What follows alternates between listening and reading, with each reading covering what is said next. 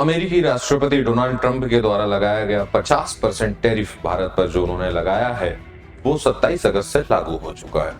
लेकिन इस टैरिफ के लगाए जाने के बाद बहुत सारा प्रभाव, बहुत सारा असर जो है वो भारत की अर्थव्यवस्था पर दिखाई दे रहा है। बहुत सारे ऐसे क्षेत्र हैं जिन पर प्रत्यक्ष इसका प्रभाव पड़ा है। टेक्सटाइल इंडस्ट्री हो, हैंडीक्राफ्ट इंडस्ट्री हो या ज्वेलरी इंडस्ट्री हो, बहुत सारे इंडस्ट्रीज में इसका प्रभाव है क्योंकि उसका उत्पादन जो है कम हो रहा है।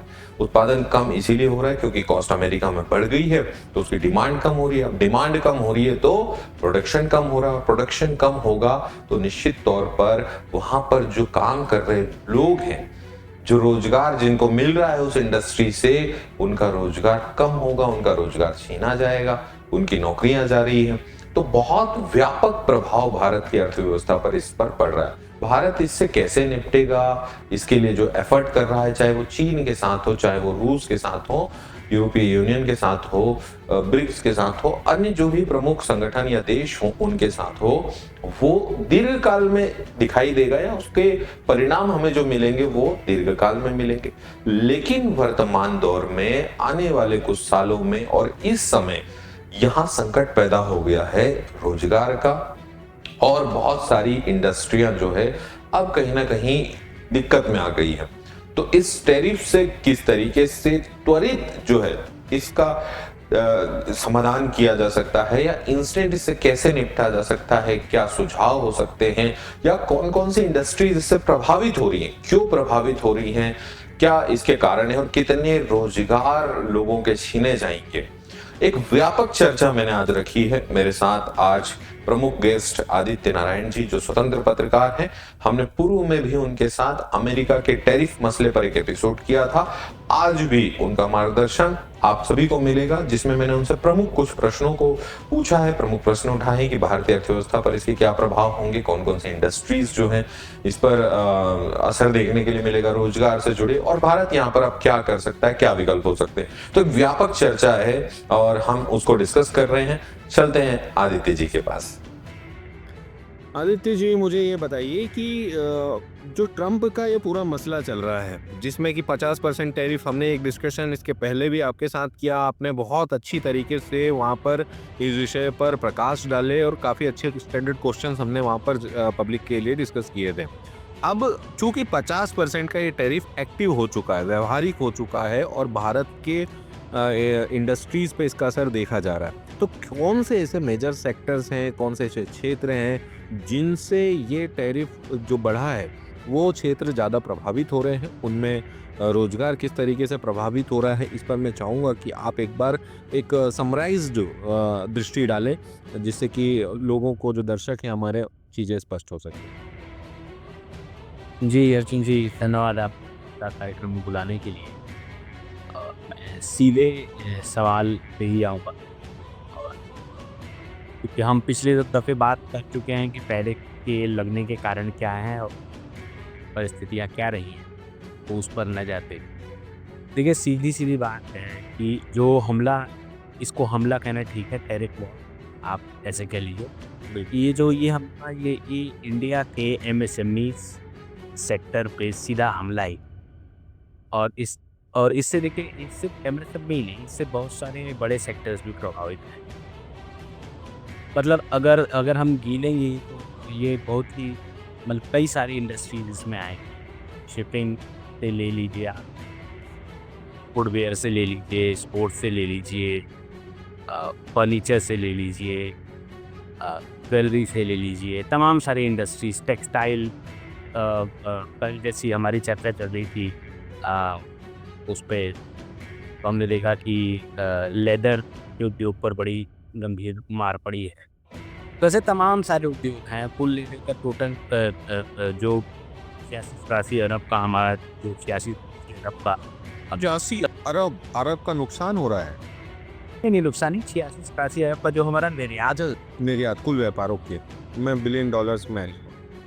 50% का असर इस पे पड़ने लगेगा। इस टैरिफ का 50% टैरिफ का असर इसका ज़रूर पड़ेगा और पूरा असर पड़ेगा। तो इन सेक्टर्स पर दबाव तो देखिए है ही, और ज़ाहिरा तौर पर ज़्यादा दबाव जो लेबर इंटेंसिव यूनिट है उन पर पड़ा हुआ है।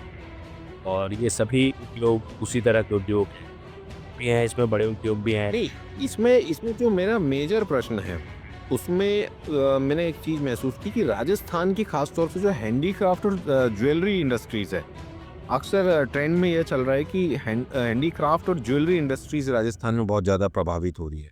तो कैसे प्रभावित हो रही है? किस तरीके से हम उसके प्रभाव को समझेंगे? ये राजस्थान की जहाँ तक बात है, वो वहाँ की इंडस्ट्री की जो बेसिक ताकत है, जो बेस है उसका, वो हैंडीक्राफ्ट का है। हैंडीक्राफ्ट है, जेन कटिंग है, पॉलिशिंग है, सिल्वर वुड का काम है, मतलब स्टोन वर्क का काम है, बहुत सारे ऐसे काम वहाँ हैं। और उसमें एक मेजर बात ये है कि अमेरिका ही उनका सबसे बड़ा खरीदार है। हुँ। अब 50% ड्यूटी लगने का मतलब ये हो जाता है कि मार्जिन खत्म हो जाता है, प्रॉफिट मार्जिन नहीं रह जाएगा आपका। आपको जो है कीवर्ड रेशियो हो जाएगी, 1.5 गुना हो गई। ऑर्डर आपका शिफ्ट होगा। अब ऐसे में व्यापारियों को अलग से समस्या हो शिफ्ट हो रही से मसलन वियतनाम, थाईलैंड और अन्य देशों में चले जाएंगे। देश बगल में बैठा है हमारे, तमाम सारे ऐसे देश जहाँ टैरिफ अभी नहीं है, उस तरह का टैरिफ नहीं है, वो सीधे सीधे रीनेगोशिएट करके व्यापार कर लेंगे। तो तमाम सारी मुश्किल हालात इसमें तो हैं ही। टेक्सटाइल जो है समस्या परक है, खासकर राजस्थान में टेक्सटाइल का भी काम है। तो ये है कि कुल देखिए कई सारी इंडस्ट्रीज राजस्थान में, जैसे हमने बात की ज्वेलरी की, जेम्स की, गोल्ड की, सिल्वर की, जेम्स कटिंग की, हैंडीक्राफ्ट की, स्टोन स्टोन की, तमाम सारी ऐसी इंडस्ट्रीज जो वहाँ छोटी बड़ी हैं, उन पर सीधा असर तो पड़ा ही है और आने वाले समय में इसका और असर पड़ने वाला है। देखिए ये सवाल है कि कितना लंबा ये खिंचता है, अभी कैसी डील होती है, या अभी तो सरकार ने या मिनिस्ट्री ने जो एसोसिएटेड मिनिस्ट्री है, उसने अभी तक कोई ऐसी पहल नहीं की है बातचीत की, जब से लागू हुआ। ओके।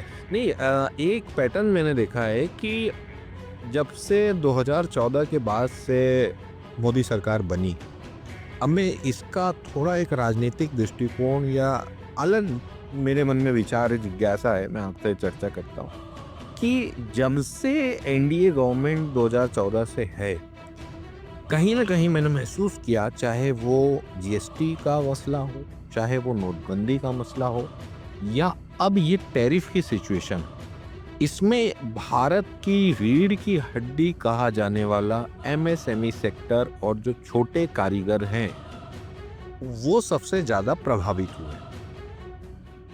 एकदम सीधी और साफ बात है, सही कहा कि प्रभावित ही नहीं हुए हैं, बुरी तरह प्रभावित हुए हैं। चाहे आप 2016 की नोटबंदी देखें या जीएसटी देखें, तो जीएसटी भी लगातार वो बदलते रहे हैं, उसके स्लैब्स बदलते रहे हैं, कभी ज़्यादा कर दिया, कभी कम किया, फिर तो इस तरह से एक समस्या परक मामला उनके सेक्टर में रहा है। और देखिए एमएसएमई, जैसा आप भी कह रहे हैं, एमएसएमई एक्चुअली भारत जैसे देश की अर्थव्यवस्था की रीढ़ होगी।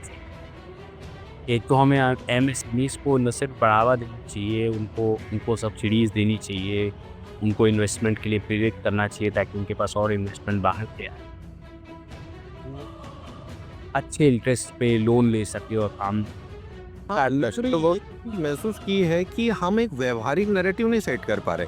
हम जोश में आते हैं, दिवाली आती है, हम कहते हैं मेक इन इंडिया अपनाओ, फिर अभी जैसे प्रधानमंत्री बार बार कह रहे हैं कि मेक इन इंडिया ईवी चलेगी, नारे देते हैं, और जब हम रिपोर्ट्स देखते हैं तो हमारा जो इंपोर्ट है वो बढ़ चुका होता है। मेक इन इंडिया व्यवहारिक नहीं है, स्लोगन में, नारों में, भाषणों में बड़ा अच्छा दिखाई दे रहा है, लेकिन व्यवहार में क्यों नहीं आ पा रहा वो मेक इन इंडिया?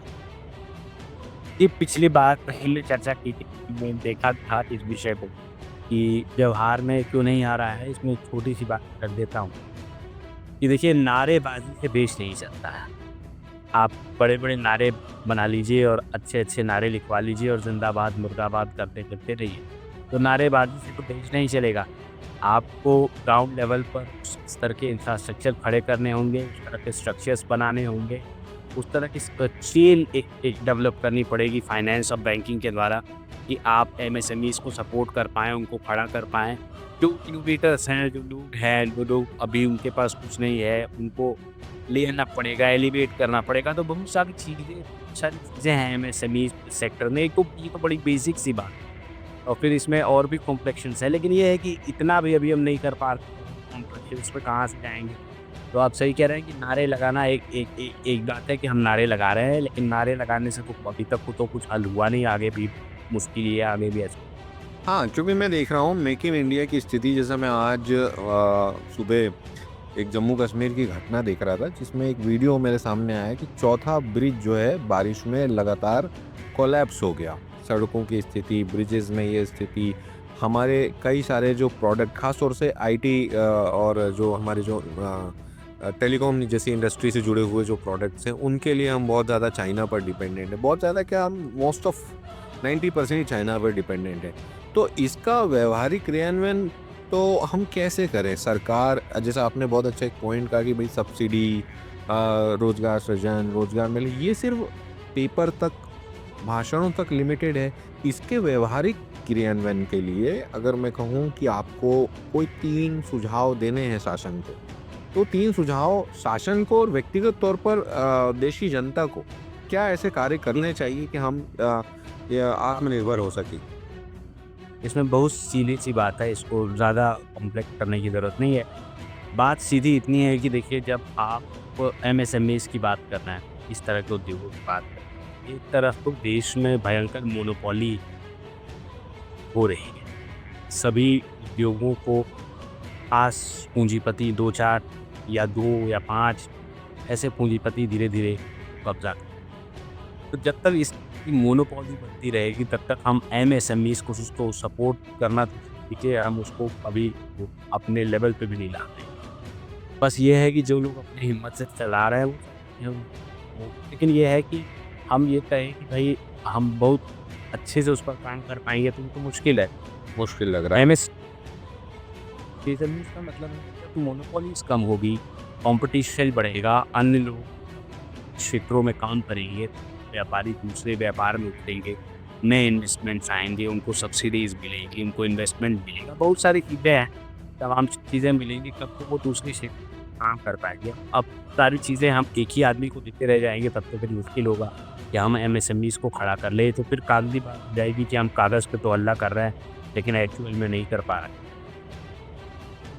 ओके, देखिए एक ये पॉइंट मुझे आपसे पूछना है कि अभी ये टैरिफ एक्शन में तो आ गया, अब हम लॉन्ग टर्म की जो स्ट्रेटजीज पे काम कर सकते हैं। एमएसएमई इंडस्ट्रीज को खड़ा करने में समय लगेगा, धीरे धीरे उसकी प्रक्रिया चलेगी, बहुत सारे दीर्घकाल में कार्य किए जा सकते हैं। हम चीन पर जाएं, रूस जाएं, यूरोपियन यूनियन से बात करें, ब्रिक्स में बात करें, जो भी मसले हों, उस पर एक दीर्घकालीन प्रक्रिया है, वो 10-15-20 सालों की कम से कम प्रक्रिया है, लेकिन इसका असर तो तुरंत दिखने लगा है। तो शॉर्ट टर्म में, इस अल्प अवधि में सरकार को ऐसे क्या कदम उठाने चाहिए कि हम इस मसले से रिकवर कर जाएं? देखिए, जैसा कि मैंने पहले भी कहा, शॉर्ट टर्म में लॉन्ग रन की बात हम पिछले बात कर चुके हैं, लॉन्ग रन के लिए कि क्या हम स्टेप ले सकते हैं, लेकिन शॉर्ट टर्म के लिए सीधी बात है कि एक तो हमें क्रेडिट गारंटी देनी होगी, वर्किंग कैपिटल सस्ता हो, वर्किंग कैपिटल अपने व्यापारी को प्रोवाइड कराना पड़ेगा। दूसरी कई सारी चीज़ें हैं जिससे ड्यूटी शॉक 50% है वो कम हो सके, उसके लिए और तरह के रिबेट्स हैं, तमाम सारी छूट जो दी जा सकती हैं तत्कालिक तौर पर, अभी के तौर पर दी जा सकती हैं, फ्रेंड सपोर्ट है, इसी की कवर, तमाम सारी साथ कुल मिलाकर कहना यह है कि सरकार यहाँ पर तुरंत राहत दे, कुछ पैकेजेस दे, छूट दे, सब्सिडी दे, और एक हम कह सकते हैं कि उदारवाद के दृष्टिकोण को अपनाएं। एक मैं आप बात बताऊँ, उसमें अभी आरबीआई की मीटिंग हुई है, केंद्र और आरबीआई की इम्पैक्ट असेसमेंट को लेकर मीटिंग वो कर रहे हैं, प्रक्रिया उसकी चल रही है, अब देखते हैं कहाँ क्या। हाँ, तो देखिए उसमें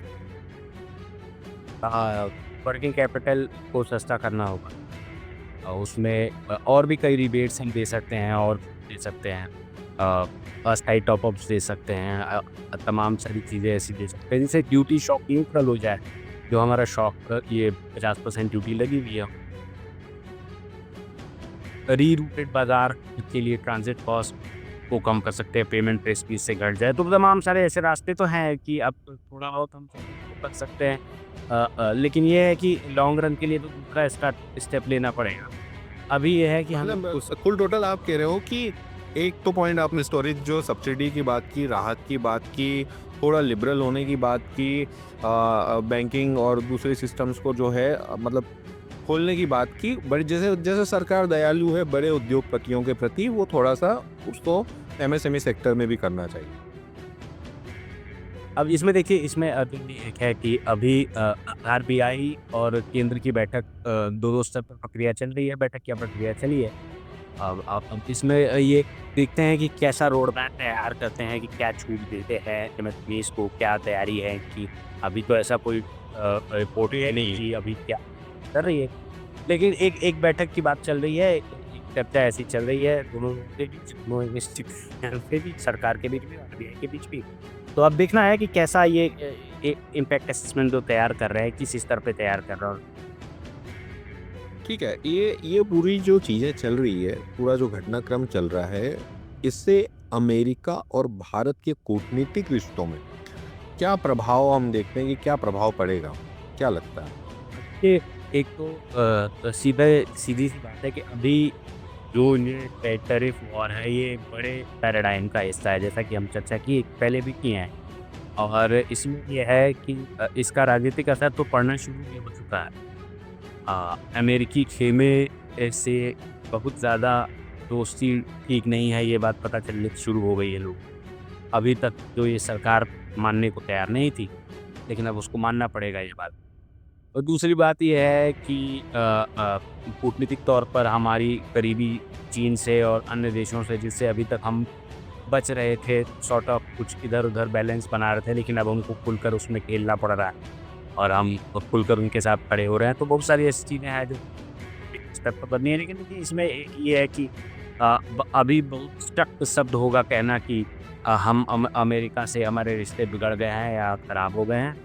ये कहना थोड़ा सख्त शब्द है। ये देखिए, ये एक अभी पैटर्न है, अभी कितने दिन तक ये खिंचता है, क्या डीप होती है, कैसे आगे बढ़ती है, ये तो इस पे टाइम होगा कि आगे क्या चर्चाएँ चल रही हैं, आगे कैसे सरकार और अमेरिका की सरकार इस बात को मैनेज करती है। और क्या डील है, क्या डील करेंगे। अभी देखिए, कुछ रिपोर्ट्स ऐसी भी हैं कि भारत के पास हथियारों की डील को ऑफ करने का एक मौका है कि वो उस पर कुछ रोक भी लगा सकता है, कि अपने हैंड्स रोक सकता है कि दाम उड़े। तो हो सकता है वहाँ से थोड़ी रिबेट ले ले वो टैरिफ में। ऐसी तमाम सारी मसले चल रहे हैं। अब देखना है कि तो समय ही बताएगा कौन सी बात सही होती है, कहाँ तक हम जाते हैं, कहाँ तक। ठीक है, मेरा एक अंतिम प्रश्न आपसे रहेगा कि इस पूरे घटनाक्रम में मैंने देखा कि आर्थिक समीक्षा पर हमने बात कर ली, इसके प्रभावों पर बात कर ली, भारत अमेरिका के संबंधों पर बात कर ली, लेकिन विदेश नीति के मोर्चों पर क्या भारत की विदेश नीति अपनी पॉलिसी ना बना करके दूसरों के गेम के हिसाब से खेल रही है? कभी वो अमेरिका के हिसाब से चल रही थी, कभी वो रूस और चीन के हिसाब से चलने लगी। ऐसा तो नहीं कि कहीं हम प्लेयर नहीं है, सिर्फ हम दूसरे के अकॉर्डिंग जैसा गेम खिलाया जा रहा है वैसा गेम खेल रहे हैं। देखिए, बात आपकी कुछ हद तक ठीक है, लेकिन इसमें इतनी हार्ड लाइन लेने की ज़रूरत है। लेकिन हाँ, एक बात ज़रूर है कि कहीं न कहीं हम इधर 2014 के बाद या 19 के बाद हमने लैग करना तो शुरू किया है। उसका कारण अब वो कुछ छिपा नहीं है, उसका कारण साफ-साफ है कि हम किस तरह की डील्स दूसरे देशों से कर रहे हैं, उसमें किस तरह के लोग इन्वॉल्व हैं। तो बहुत सारी चीज़ें इसमें है कि कौन से व्यापारी यहाँ से वहाँ इन्वॉल्व हो रहे हैं, क्या चीज़ें चल रही हैं। तो ये सब तो हमारे यहाँ कहते हैं खुला खेल परोखा बाकी तो इस हिसाब का है। लेकिन मोटा-मोटा ये कि अभी इतनी बात बिगड़ी नहीं है कि इसको सँभाला ना जा सके। और ठीक है कि ये सब चीज़ें थोड़ी बहुत चलती रहती हैं, हर जगह कुछ ना कुछ इधर-उधर चलता रहता है, हर समय चलता रहता है। तो इससे इसको हार्ड लाइन लेनी चाहिए। लेकिन ये ज़रूर है कि हटाने के लिए हमें वैकल्पिक रूप से विदेश नीति, क्योंकि देखिए विदेश नीति सीधी-सी है, तक नहीं होगी जब तक हम आर्थिक तौर पर खुद मजबूत नहीं होंगे। बिल्कुल, आपने इस डिबेट का एक बहुत अच्छा पॉइंट दिया कि विदेश नीति तब तक हम अपने हिसाब से डिसाइड नहीं कर पाएंगे जब तक हमारी आर्थिक नीति या हम आर्थिक रूप से बहुत ज़्यादा मजबूत नहीं हो पाते। ठीक है, एक बहुत ही बेहतरीन चर्चा हमने की। हमने कम समय में प्रमुख इस विषय को लेकर 50% टैरिफ का हमारे बीच में हिंदुस्तान में इसका क्या प्रभाव होगा, एमएसएमई सेक्टर का क्या प्रभाव पड़ेगा, रोजगार पर क्या असर होगा।